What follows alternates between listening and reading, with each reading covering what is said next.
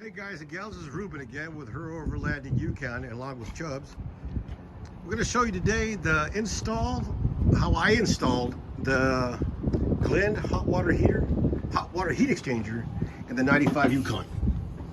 Okay, see if I can get down in here, show it right. Right there is that's the actual heat exchanger right here. I need some of this stuff. We just came off the Mojave Trail, and what a 3-day trip that was. That was nice. If you ever get a chance to do the Mojave Trail, I would probably recommend it. It's really nice out there, and you can really see the stars at night. Really nice. Anywho, that's the heat exchanger right here. This is the plate. Normally when you get the heat exchanger, you could buy kits. I know there's kits they sell, but I myself didn't use the kit. All I needed was the heat exchanger itself. And I gotta say, we were on the trail this whole weekend, well, 3 days. And I would say that this heat exchanger really worked out for us, because out there's nothing, no kind of amenities that you could actually use. So every night we took a shower, and I tell you what, this thing got the water piping hot, especially for my wife. She likes it like soup hot. I like it more of like lukewarm. So anywho, yes, it did work, and hey, thanks to the guys that designed it. You did a good job at actually designing this goofy thing. Anywho, like I said, here's the heat exchanger itself. When you buy them, this is kind of what you would get, is a heat exchanger. This, unless you buy the system. Well, I myself, like I said, didn't need it, and it comes with an anchoring bracket. Well, I made this other anchoring bracket right there for this purpose, to fit this particular truck. And behind those bolts right there are those vibrating pads. Right behind here, on the other side of this plate where it meets the metal back here, are vibration pads. They kind of look like these ones right here. This is the ones I use for the compressor. Let's see, right there. Those are the pads that I have underneath the heat exchanger mounting bracket right here. And it does come with a mounting bracket. You could use that one. And the simplicity of hooking this thing up, it was really easy to put this in. You just have to find the right spot for what you would need in your particular vehicle.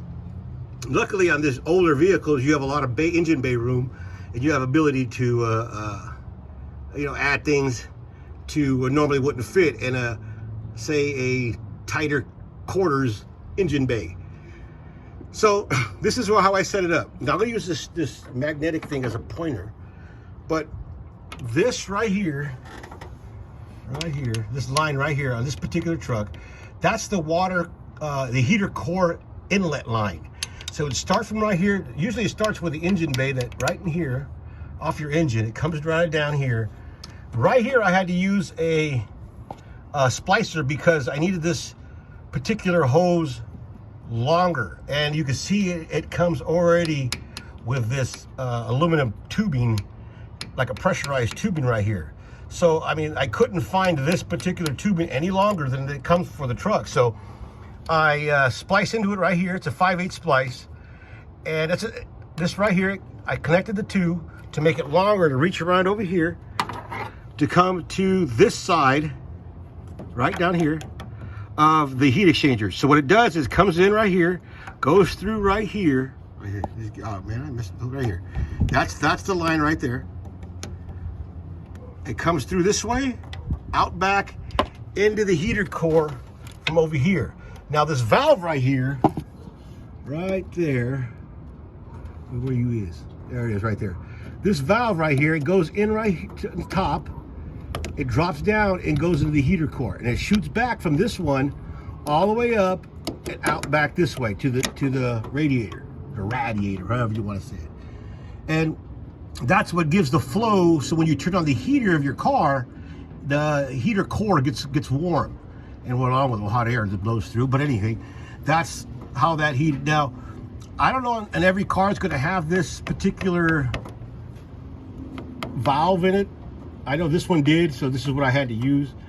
And on the opposite end of this line is the water line, which is right here. I had to pull this heat shield back right here so you can see the line right there.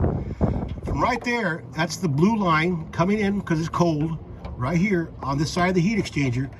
And I really like these heat exchangers because they come barbed. The heat exchanger ends already come barbed to where it's a 1/2 inch on one side and 5/8 on the other. And luckily, that's exactly the size of my radiator hose.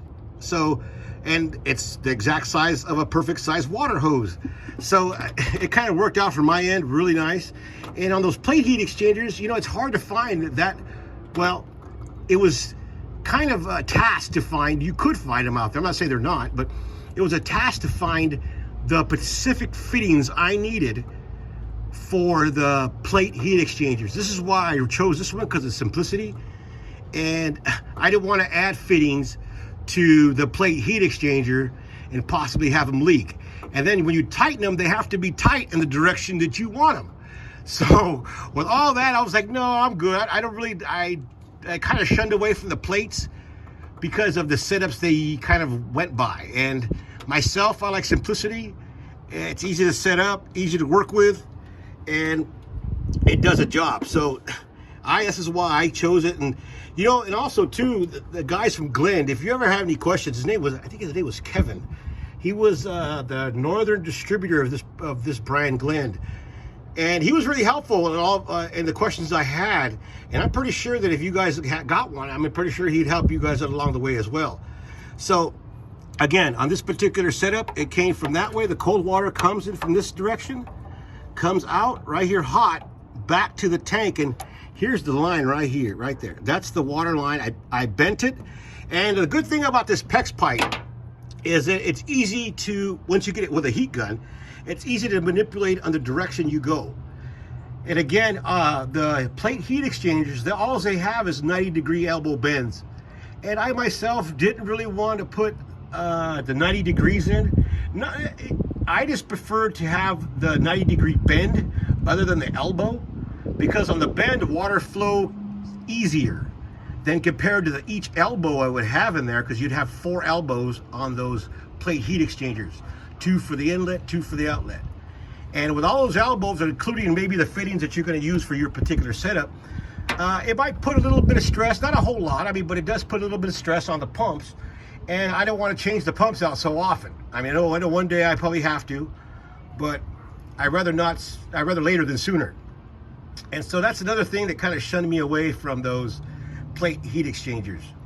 And this particular setup, like I said, they come barbed already on each end. The 5/8 and the 1/2 inch come barbed, which you could just simply heat your tube up a little bit and shove it on there, and it'll form to the barb. And that's another thing I liked about the PEX. Now, when you get your particular lines for your particular setup, I just recommend that you get the lines, the water lines, that fit the temperatures of which you like to shower. My wife likes it scalding soup hot, and I like it lukewarm. So these particular lines can handle a lot of heat, and this is again why I chose to use these lines. Another reason why I chose to use the PEX lines. And like I said, they're easy to bend. You can make your 90-degree bends compared to using 90-degree elbows or 45-degree elbows, when you could just maybe bend it a little bit in a 45-degree bend. So again, this is why I chose this particular model. Now, if you, whatever you set up you like, by all means, but this is the way I set up this one for on the 95 Yukon. Now, it comes out from here hot, goes back to the tanks. This line right here is where the heat shrink is, the heat shield is at, right here.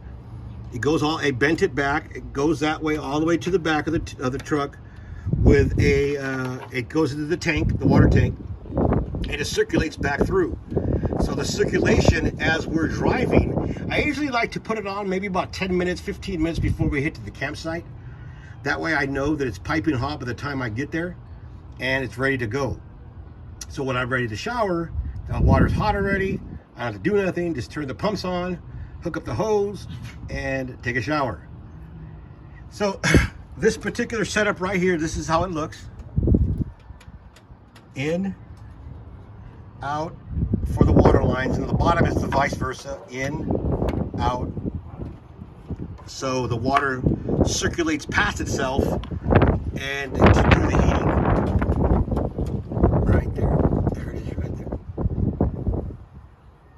And that's it, guys. You know, it's kind of a simple, that's another reason why I kind of like this setup. And who's been overlanding really longer than the Aussies, you know? Those guys been overlanding a lot. Probably, I'm almost sure that maybe longer than we have over yonder. So, you know, I'm pretty sure they kind of have their gig set up already to understand that you're out there in the middle of nowhere, you need some hot water. This is kind of be the way to heat it efficiently to take a hot camp shower. Well, there you guys have it. You have any questions or anything like that about this particular setup, I'd be more than happy to help you. And I know that guy Kevin over there at the Northern Distributors, he'd be more than happy to help you as well. They're really nice, easy setups. You can mount them almost anywhere. And they do get hot. So if you like a really hot shower, this would be the way to go. Instead of buying like a 10, 30 plate, you know, yeah. So, and if you think about the cost, when you look at the cost from those plate heat exchangers compared to this one, that they're really not too far off. And, you know, by the time you buy all the fittings, the heat exchanger itself and the fittings, you might be pretty comparable to what this is and without all the extra fittings. So, like I said, this is my take on it. Somebody out there's probably cussing me out and talking about, no, this brand. Okay, well, maybe so, but in this particular case, I went with the Glind. And I gotta say that it worked out well. I would recommend, if you're gonna buy a heat exchanger, use the Glind brand. Not because I'm promoting Aussies, but the fact that it does work well. There you guys have it. There it is on the 95 GMC Yukon. All right, guys and gals, take care.